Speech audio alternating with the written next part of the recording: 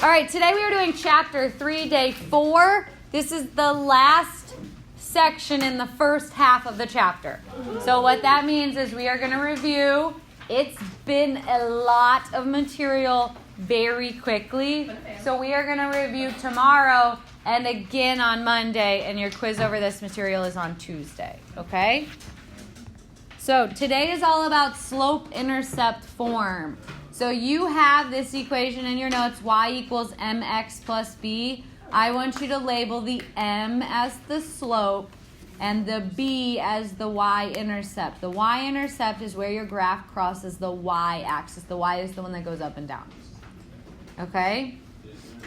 So y equals mx plus b. We've been getting our equations in this form already. Whenever I say solve for y and sneak the x up next to the equal sign, this is why, because we are going to get a bunch of our equations into this form. This is the easiest way to graph. Some people like the table, but this is kind of the go-to for the majority of people that do algebra. It's the easiest way to graph a line. All right, example 1a says state the slope and the y-intercept of the following equation. You must put it into slope-intercept form first. So is this in slope-intercept form? I don't know what that is. We just wrote it down. It's literally the only thing we've talked about. All right, I got it. Okay. So is it in y equals, then the x term, then the constant? Okay, that means it's in slope-intercept form. The m piece is the slope. So whatever's multiplying by the x is our slope. What is it? 3. Good. All right, and what is our y-intercept?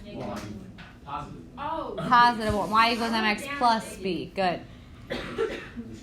Now, when we're graphing, I always write slope as a fraction, even when it's not. But for this type of problem, just regular old 3 is fine. Questions? No. All right, here is the next one. This is not in slope-intercept form. I'm assuming that's what the ooh was about. Okay. How would I get this into slope-intercept form? Yeah, you can subtract that whole x term from both sides. So I am going to subtract 2/3 x. And we're going to sneak it right next to the equal sign. So y equals negative 2/3 x plus 6. So what's my slope now?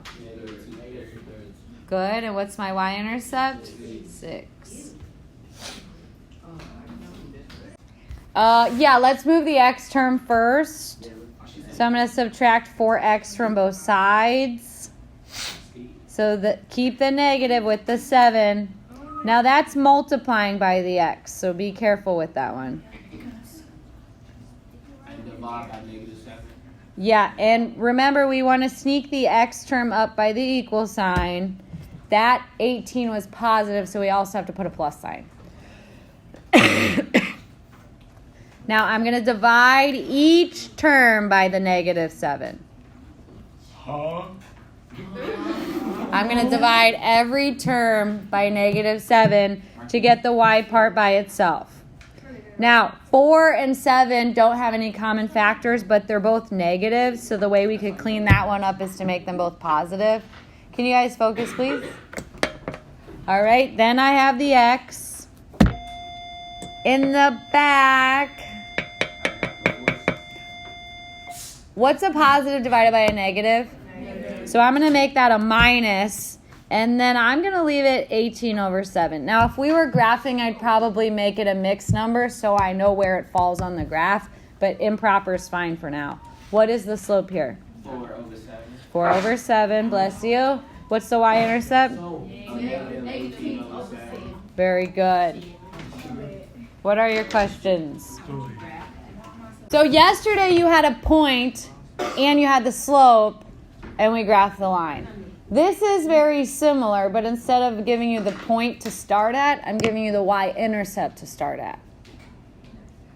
So given that equation, it's already in slope-intercept form. What is my slope? -1/2. -1/2. What is my y-intercept?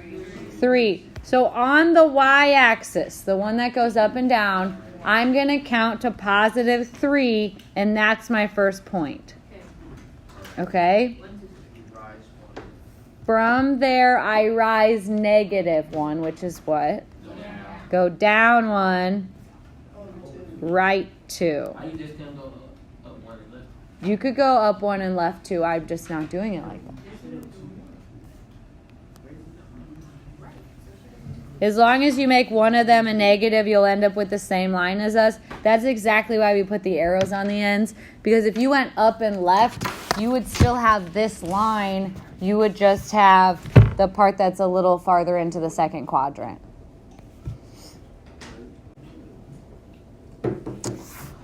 Okay. Yeah, let's start by subtracting the 6. So I have 3y equals 2x minus 6. This time what we're subtracting is the constant, so you're not going to sneak it up in there. You're going to put it after the x. All right, now I'm going to divide everything by 3. Those are gone. So I have y equals 2/3 doesn't simplify, so 2/3. Since the x is in the numerator, you can pull it out and just put it behind it so it falls right into that form we're used to. Minus 2. So what's my slope? The y-intercept is negative 2. So on my y, I'm going to go to negative 2. From there, I'm going to rise 2. I'm going to run 3. Then I'm going to rise 2, run 3 again, and connect it. Wow, we're so smart. And connect it. I don't know why I can't draw this. Okay, there we go. You can do it. All right, how am I going to get the y by itself? Subtract 3x first. Here we are going to sneak it in. So 2y equals negative 3x plus 1.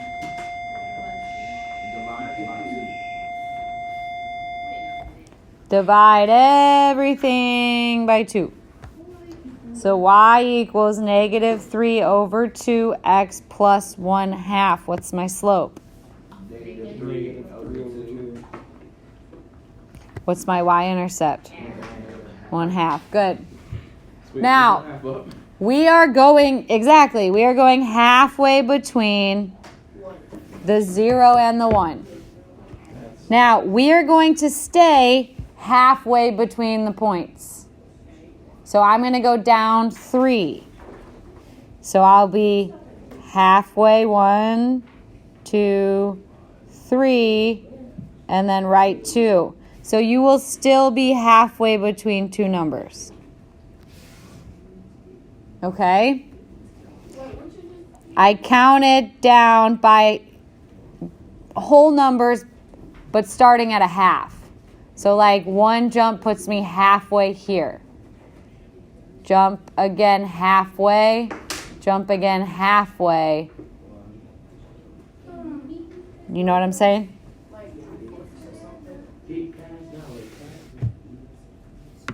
Same thing. Just a little closer to the other part, you know.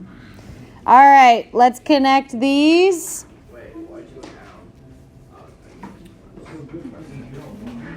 Because I was rising a negative. Questions?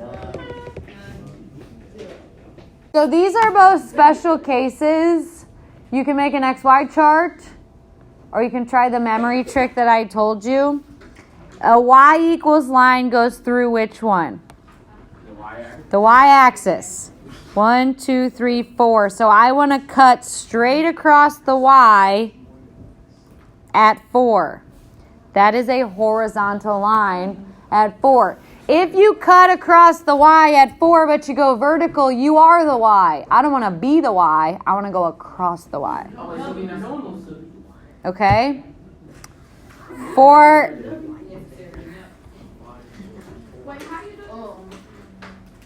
Wait, so would the x be a vertical line? Okay, I'm going to back it up.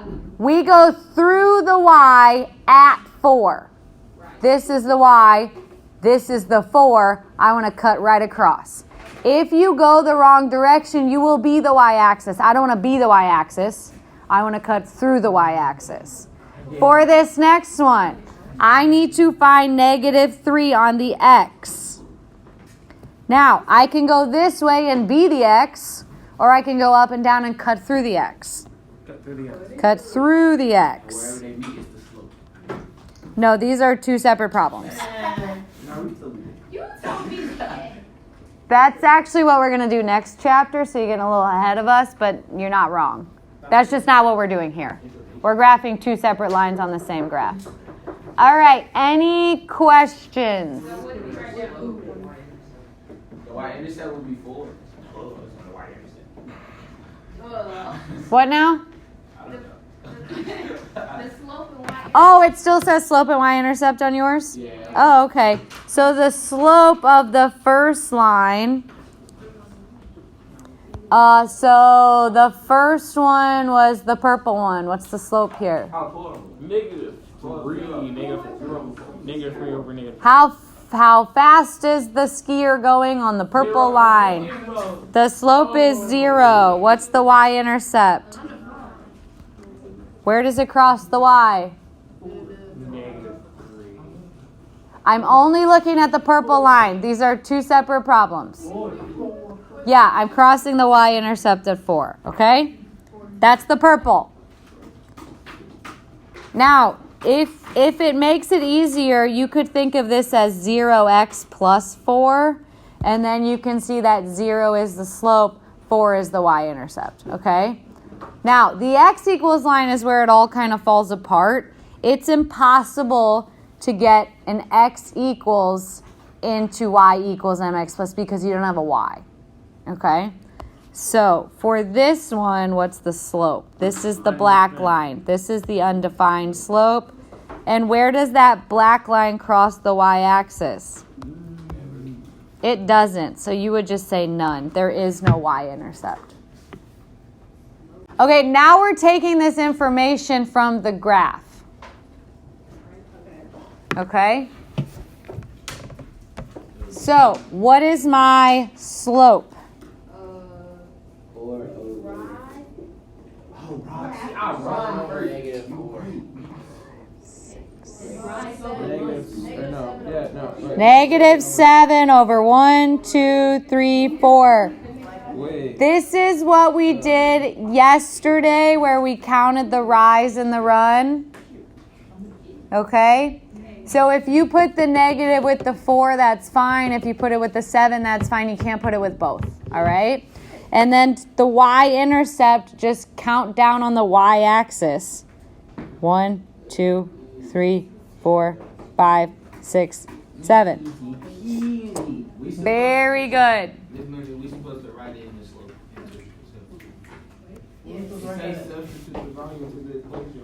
Yeah, so now we'll put it into y equals mx plus b. So the negative 7 over 4, the 4 over negative 7 goes in where? The m. And then the b is the negative 7, but do you think I should put plus negative 7? No. No, just put minus 7. Well, so y equals negative 7 over 4. Don't forget the x. The students forgetting the x is probably the most common thing I see here. You kind of get on a roll with what you're doing. You remember to put this part because it's how it starts, and then you sort of trickle off. If you don't put the x, I'm marking it wrong. Because if you only put the y, you are actually giving me the equation of a horizontal line, which is not what we're looking at here. Questions? There is a lot of little side conversations popping up. Are we good? Yeah. Okay, here is B. So I want to start by finding the slope and the y-intercept. So the slope is up 2. over 1, 2, 3, 4. And would you keep that as 2 over 4? Or would You would absolutely not keep that as 2 over 4. It goes down 1. Yeah, it'd be 1/2. And the y-intercept is what? 1. -1. So I am going to plug this into y equals mx plus b. The m becomes what? That's only Y. First go down 1. And the b becomes what? -1. Good. Now, someone had a question of how to get the -1. That's just where it touches the y-axis.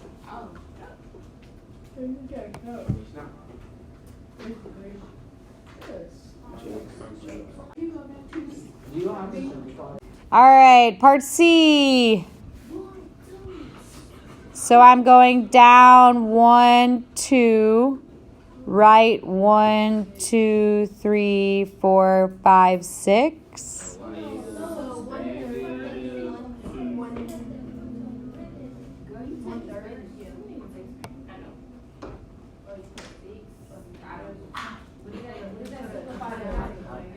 You can divide by -2. Yeah, a couple of you said 1/3, but that's not right. It's negative. It's -1/3. Don't lose your negatives when you're simplifying the fractions. Because when you divide by -2, All right, a negative divided by a positive is a negative. Also, you can't just change the slope of the sign because it reduced. The sign of the slope. It's the line's going down. It's obviously a negative. Okay. All right. Now, where is this crossing the y-axis? 2. +2. So my equation is y equals -1/3 x plus 2. All right. 1, 2, 3, 4, 5. 1, 2, 3, 4. So what's my slope? -5 over 4. What's my y-intercept? 3. So my answer is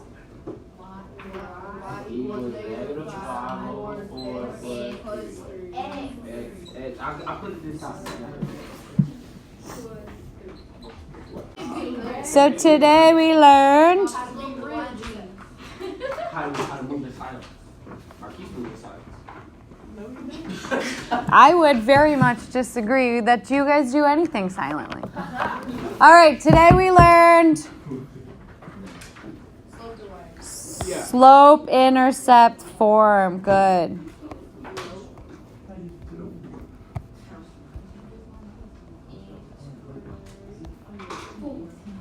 Now, if you want to simplify it or shorten it, you could just write slope intercept form. Today we learned y equals mx plus b. All right, so like I said at the beginning, we are now halfway through the chapter. We're going to do homework right now. We're going to have 2 days of review, quiz. Got it? When the test? No, the quiz is The test, I actually don't have a date yet. It would depend how long the next couple sections take. A couple weeks.